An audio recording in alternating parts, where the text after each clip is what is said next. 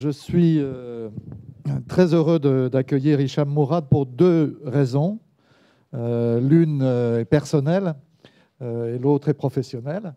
Encore que la personnelle est un peu professionnelle. Les choses se passaient il y a une vingtaine d'années. J'étais à l'époque responsable directeur international du Centre de formation des journalistes. Et le ministère des Affaires étrangères nous a demandé d'aider nos amis égyptiens à créer un hebdomadaire en français. Il y avait Al-Ahram Weekly, bien sûr, qui existait, et de faire un Al-Ahram hebdo, donc en français, lequel serait alimenté en journaliste par la filière de formation au journalisme que nous avions aussi créée à l'époque avec l'aide du ministère des Affaires étrangères au Caire. Donc, ça me fait particulièrement plaisir, 20 ans après, d'accueillir ici le rédacteur en chef d'Al-Ahram Hebdo. Ceci étant dit, qui ne concerne fondamentalement que moi, l'autre raison est évidemment majeure. Je dois dire, sans revenir ici, puisque notre ami va le faire bien mieux que je ne pourrais le faire moi-même, sans revenir donc sur l'ensemble des événements qui se sont déroulés en Égypte, je suis très frappé personnellement par le fait qu'il y a un décalage très important dans la compréhension qu'on a en Égypte de ce qui s'est passé depuis 3 ans et la compréhension qu'on en a en France. Et ça s'est, je dirais, aggravé dans la mesure où la révolution elle-même, comme elle a commencé, a été comprise et comprise dans son contexte de ce qu'on appelait à l'époque les printemps arabes. J'ai jamais aimé le mot printemps parce que il n'était pas bon, mais je le dis pour aller vite. Ensuite, l'élection de Morsi a surpris beaucoup en France et on a été un peu perdu. Je parle y compris de gens qui connaissent un peu le monde arabe. Mais alors, quand s'est produit le coup d'État avec la manifestation gigantesque de l'époque au Caire, il y a eu vraiment une grande difficulté à comprendre ce qui se passait. Et d'une certaine manière, ça joue encore aujourd'hui à l'envers, c'est-à-dire la peur de ne pas comprendre amène à ne pas voir un certain nombre d'aspects évidemment contradictoires dans la politique du nouveau régime et la manière dont elle est mise en œuvre.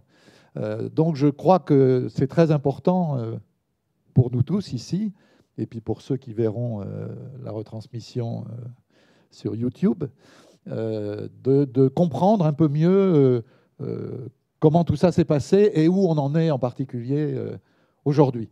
Alors, Hicham Mourad, je l'ai dit, est rédacteur en chef de Al-Ahram Hebdo, mais il est aussi professeur de sciences politiques à l'université du Caire, donc il est parfaitement bien placé pour nous dire, et comme journaliste et comme universitaire, la manière dont il voit le processus et son état actuel.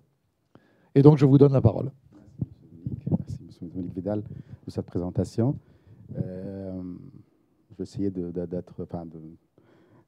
faire comprendre. Je sais que la situation est assez difficile et compliquée, et ce n'est pas fort facile à expliquer. Mais bon, je vais essayer d'être le plus clair possible. Il y a plein de sujets qu'on peut discuter sur. Bon, je vais commencer par le plus récent, l'actualité, la dernière actualité qui approche en Égypte, sont bien sûr les élections présidentielles. Je vais commencer par le dernier, qui devrait normalement intervenir fin avril, début mai, un petit peu. Et de là, on peut aborder toutes les questions relatives à la situation politique actuelle en Égypte. Ces élections, normalement, la première après la chute des frères musulmans en 30 juin 2013, devrait voir affronter deux principaux candidats. Bien sûr, il y a le ministre actuel de la Défense, Abdel Fattah Aziz, qui est l'auteur de la chute des frères musulmans et le héros actuel d'une grande partie de la population, le sauveur en quelque sorte. Et puis, on a un deuxième candidat, sérieux, je pense, qui est Hamdine Sabahi, qui est un candidat de gauche, un candidat également. Je vais parler des deux un petit peu et de ce qu'on peut attendre d'eux. Et comme ça, on peut élargir, ouvrir le débat sur ce qui se passe actuellement en Égypte. Hamdine Sabahi se présente, celui qui a le premier à annoncer sa candidature, qui est entré en lice, se présente en tant que candidat de la révolution. Celui qui veut bien incarner les idéaux, les revendications qui ont été scandées au moment de la chute de Moubarak, avant la chute de Moubarak en 2011, en janvier 2011. Donc ça veut dire démocratie, respect des droits de l'homme, mais aussi, puisqu'il est de gauche, protection des ouvriers, protection des pauvres, donc des mesures sociales. Il insiste sur cet aspect, puisque c'est un ancien nassérien. Il se réclame toujours du nassérisme. C'est vrai, le nassérisme n'est plus comme celui des années 60. Personne maintenant, y compris Sabah, n'ose réclamer le retour du socialisme. Mais il le réclame essentiellement au niveau de la politique étrangère, dans le sens du panarabisme, non plus édulcoré, bien sûr, également. Ce n'est plus l'union des États arabes. D'ailleurs, Nasser lui-même l'en avait abandonné à la fin de ses jours. Mais une plus grande solidarité, un rôle régional actif de l'Égypte, etc., sur la scène régionale, notamment vis-à-vis des pays arabes. Ce qui reste chez lui du nasserisme, ce sont plutôt des mesures sociales pour protéger les pauvres, pour protéger les droits des travailleurs, etc. Mais en économie, généralement, c'est également l'ouverture économique, l'économie de marché en général. Donc lui, je dis que c'est un candidat sérieux parce que il avait participé aux élections, les dernières élections présidentielles en mai-juin 2013. Il était venu en 3e position après le candidat des frères musulmans, Mohamed Morsi, qui est maintenant en prison, donc il est éliminé. Et après un deuxième candidat, qui était Ahmed Shafiq, qui est un général, un ancien général, qui était à l'époque Premier ministre, enfin Premier ministre brièvement comme ça, Premier ministre. Mais en tout cas, c'est quelqu'un qui a une carrière militaire et qui n'entre plus en lice. C'était le candidat un petit peu de l'armée. Donc, il était en 3e position. Il avait un score assez honorable, très honorable, pas très loin du 2e candidat. Il aurait pu être le 2e candidat qui affronterait Morsi au 2e tour. Donc, ça veut dire qu'il a une assise sociale assez importante, composée essentiellement, bien sûr, de tous ceux qui ont cru à la révolution, surtout les jeunes qui ont fait la révolution, les jeunes libéraux, de gauche comme de droite d'ailleurs, et qui ont fait la révolution de janvier 2011. Mais avant lui, aujourd'hui, puisque le candidat islamiste est éliminé, on peut s'imaginer facilement qu'une bonne partie des électeurs islamistes peuvent se reporter sur lui. Donc, il peut éventuellement bénéficier d'un appui islamiste. J'imagine qu'il va entrer en négociation, ils ne vont pas donner leur voix gratuitement, j'imagine. Il peut essayer de conclure des arrangements ou des marchés avec les islamistes, secrètement, j'imagine, parce que le sujet est très sensible en Égypte aujourd'hui. Quelqu'un est connu qu'il a fait conclure un marché avec les frères musulmans, ça sera très mauvais pour lui et pour son image. Mais j'imagine qu'il cherchera à récupérer au moins une partie des voix islamistes. D'autres islamistes boycotteront parce qu'ils trouveront finalement que ni ce candidat, ils ne trouveront dans aucun des candidats en lice. Il va y avoir d'autres, bien sûr, qui vont se présenter, mais ce sont des candidats marginaux probablement.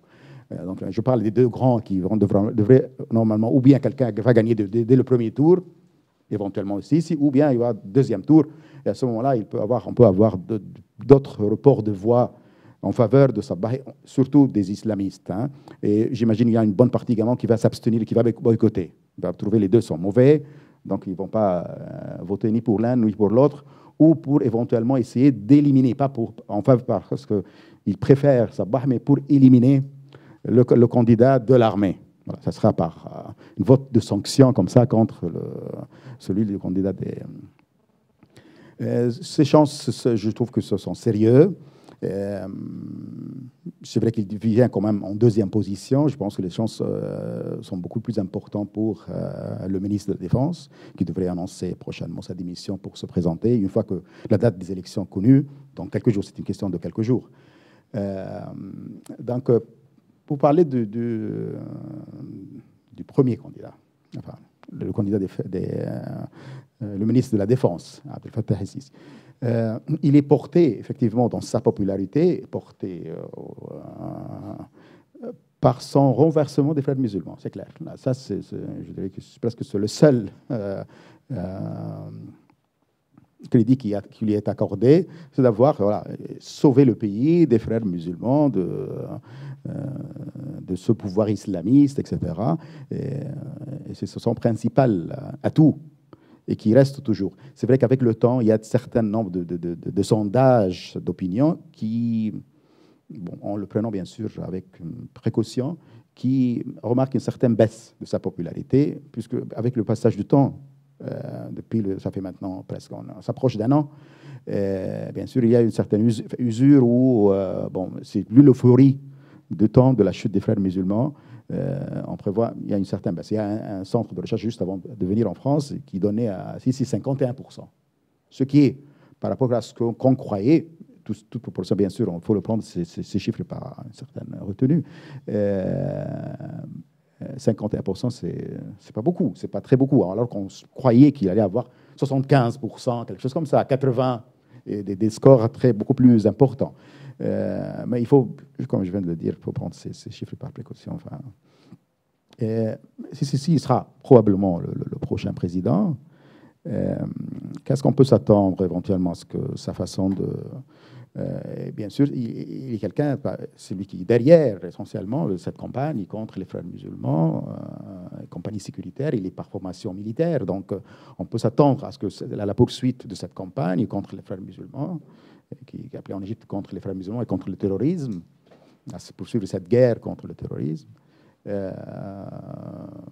avec une force, parce que les gens s'attendent aussi, les gens sont atteints par une certaine lassitude de la poursuite de la violence. Moi, je parle des citoyens ordinaires, des gens de la rue, qui ne s'intéressent pas forcément beaucoup à la politique, mais qui s'intéressent plus à leur gagne-pain, à leur vie économique, etc., à leurs conditions de vie, et qui se sont détériorées pendant les 3 dernières années et qui continuent à se détériorer. Donc, parfois, ils se délaissent et disent, voilà, finalement, on veut vivre plutôt qu'on cherche la démocratie ou le sort des frères musulmans. Donc, on cherche la sécurité d'abord parce que la sécurité, c'est la base de tout ce qu'on peut faire. Pour relancer l'économie, il faut qu'il y ait une sécurité d'abord pour que les investisseurs commencent à injecter de l'argent dans l'économie. Qu'ils soient investisseurs égyptiens que j'en connais, ils retiennent leur argent parce que ils ne sont pas sûrs comment vont évoluer les choses, est-ce qu'il y a toujours l'instabilité politique, sécuritaire ou autre. Et bien sûr, de surcroît, les investisseurs étrangers, à part, bien sûr, les États, et ça, je vais revenir tout de suite après, parce qu'il y a les États du Golfe, il faut en parler aussi. Donc, on s'attend à ce qu'il y ait la poursuite de cette campagne sécuritaire contre les frères musulmans, à essayer de les éliminer de la scène, en fait, la scène politique. Il doit gouverner aussi avec une majorité parlementaire, avec la nouvelle constitution qui était récemment adoptée en janvier dernier.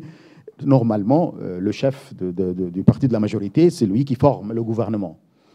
Or, si dans le cas des frères musulmans, il y avait un parti, il y avait une force politique, une vraie force politique, pour Abdel Fattah el-Sisi, il n'a pas de parti politique qui le représente.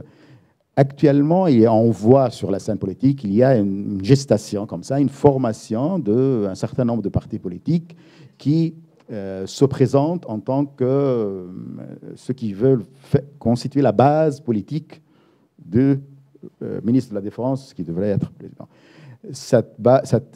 Bon, c'est toujours encore en formation.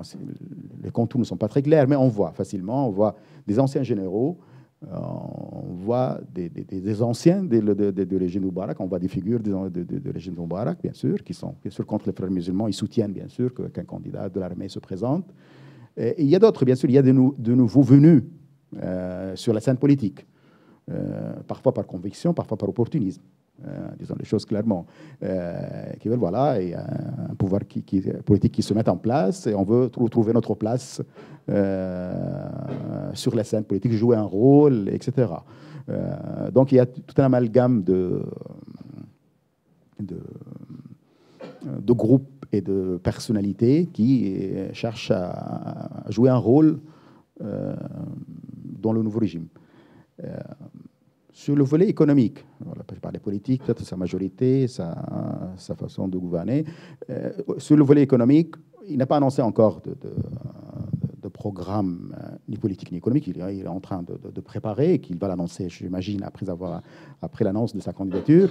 Mais on voit un peu les grandes lignes. Bon, ça sera bien sûr toujours un programme néolibéral sur le niveau économique. Mais le problème qui se pose à tout autre président, c'est le problème de la sécurité, comme je viens de le dire. Comment on peut injecter de l'argent, relancer l'économie alors que la situation sécuritaire n'est pas très bonne. C'est le problème qu'ont eu tous les gouvernements successifs depuis la chute de Moubarak jusqu'à aujourd'hui. Là, c'est ce qui a un avantage sur Sabah là-dessus, c'est le soutien des monarchies du Golfe. Là, il y a une formule claire qui se met en place, qui est déjà en place. On voit les exemples, les preuves. C'est pour des raisons politiques. Les gouvernements des monarchies du Golfe, nommément ou précisément l'Arabie Saoudite, les Émirats Arabes Unis et le Koweït, ces trois pays, ils ont déjà commencé à injecter de l'argent, des sommes colossales, depuis la chute des frères musulmans immédiatement, le mois suivant, même juillet, le moment même de leur chute. Ils ont injecté 12 milliards tout de suite, en un seul coup comme ça, 12 milliards de dollars, et suivi par d'autres aussi. Ils s'activent à trouver des investissements parce qu'ils soutiennent le régime qui est un régime contre les frères musulmans. Donc il y a une sorte de formule qui s'établissent maintenant. Les gouvernements des monarchies du Golfe soutiennent le régime qui est en formation là maintenant. Parce que justement, pour eux, l'intérêt majeur, c'est d'éliminer les frères musulmans. Donc le régime fait ce travail un petit peu en Égypte, qui est la patrie-mère des frères musulmans. Forcément, ça va réduire normalement, c'est leur calcul en tout cas, va réduire leur influence dans la région, etc., y compris dans les pays limitrophes ou les pays voisins, y compris chez eux, surtout chez eux. On a mis un peu ce courant de l'islam politique. Et en contrepartie, on soutient économiquement, on maintient en vie, on le soutient, on injecte de l'argent, on maintient en vie le régime qui est en formation en Égypte aujourd'hui. Et ça, on l'a vu dans plusieurs, y compris, bien sûr, avec une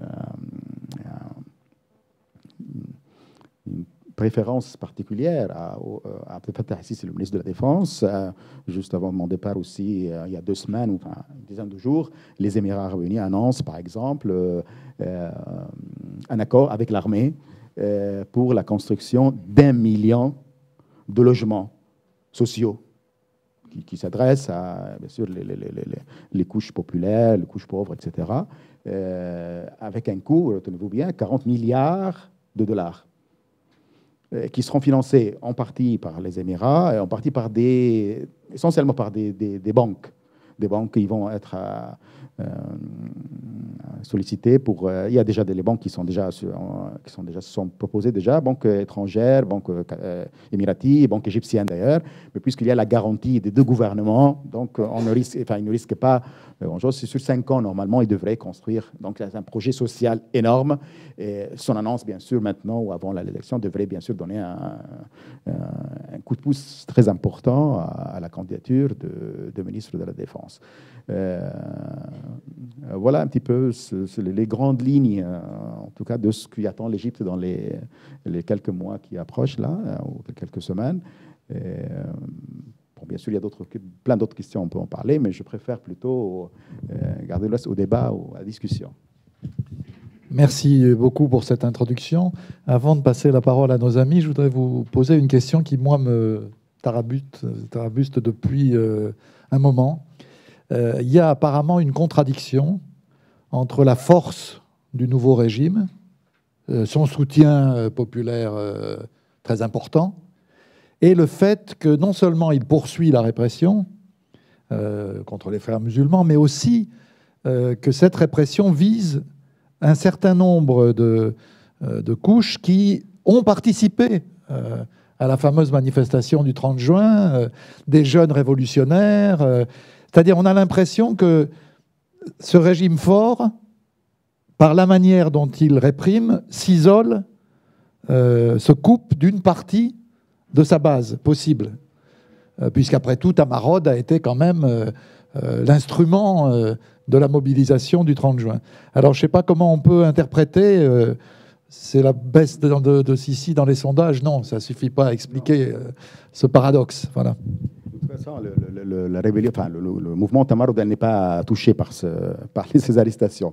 Il fait partie des groupes de jeunes révolutionnaires, etc. Mais elle n'est pas forcément touchée par cette. Bon, mais d'autres sont touchés.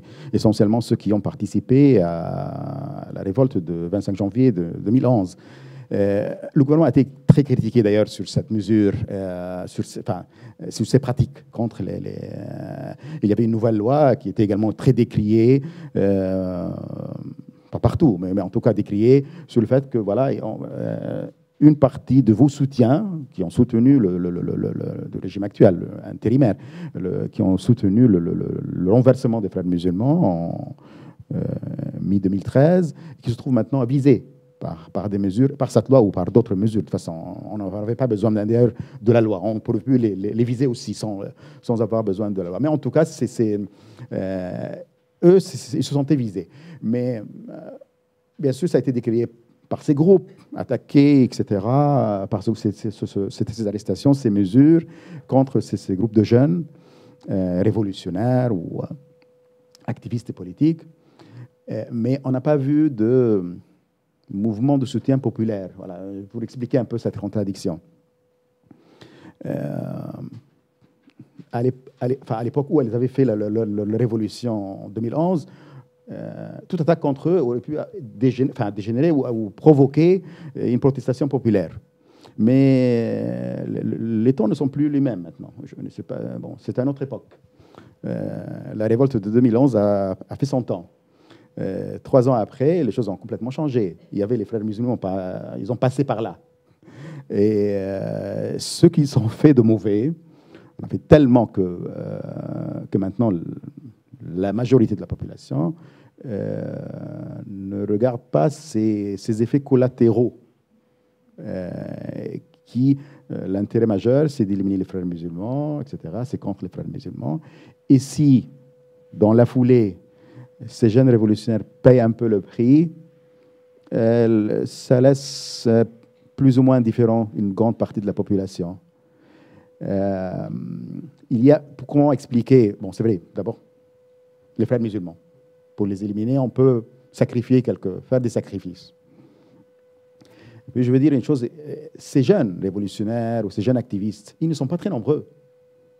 Ils sont quelques milliers, peut-être 100 000.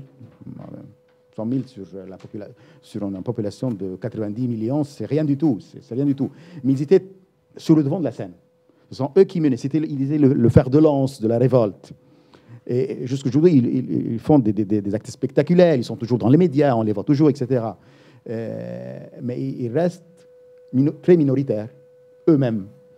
Les gens se sont réunis autour d'eux. Parce qu'à l'époque, bien sûr, il fallait faire tomber le président, Moubarak, et son régime. Aujourd'hui, la situation devient plus compliquée. On veut faire tomber les frères musulmans. Ces jeunes activistes étaient bien sûr mais les frères musulmans sont toujours là. Et pour les éliminer complètement, si ces jeunes commencent à fausser un peu le jeu, ça veut dire protester, etc., et donner un peu du lot un peu au moulin des frères musulmans, à ce moment-là, on peut à la rigueur sacrifier. Parce que ces jeunes, ils protestaient également dans les rues, ils faisaient des manifestations, ils attaquaient le pouvoir en place. Bon, vous manifestez, ces manifestants peuvent être récupérés par les frères musulmans. Et parfois, ils ont tenté de les récupérer. Donc, le danger le plus important, c'est les frères. le moins important pour les populations, du point de vue de la population, c'est pas un danger. Mais à ce moment-là, si le danger majeur, c'est les frères musulmans, on peut sacrifier à la rigueur, à ce moment-là, les petites manifestations que font les jeunes activistes pour telle ou telle protection d'un droit, ou enfin, un truc comme ça. Donc, on verra ça plus tard. Donc, c'est un prix à payer éventuellement. Et puis, il y a le troisième facteur, c'est la lassitude. 3 ans sont passés. Et le citoyen ordinaire s'attend, les populations s'attendent à une amélioration de leur, un peu de leur vie quotidienne, de leur sort, et qui ne voient pas rien venir. Et dans ce cadre-là, voir encore ces jeunes activistes continuer à manifester pour la démocratie, etc., pour eux, ça n'a pas de sens, ça n'a pas beaucoup de sens. Et ils peuvent dire facilement, arrêtons un peu pour qu'on puisse vivre un peu mieux. Au début, c'était justifié parce qu'on fait tomber le régime, on voulait des réformes, etc. Maintenant, la justification passe mal ou passe en deuxième position après l'élimination des frères ou à l'amélioration du quotidien des Égyptiens, etc. Ça explique un petit peu cette contradiction.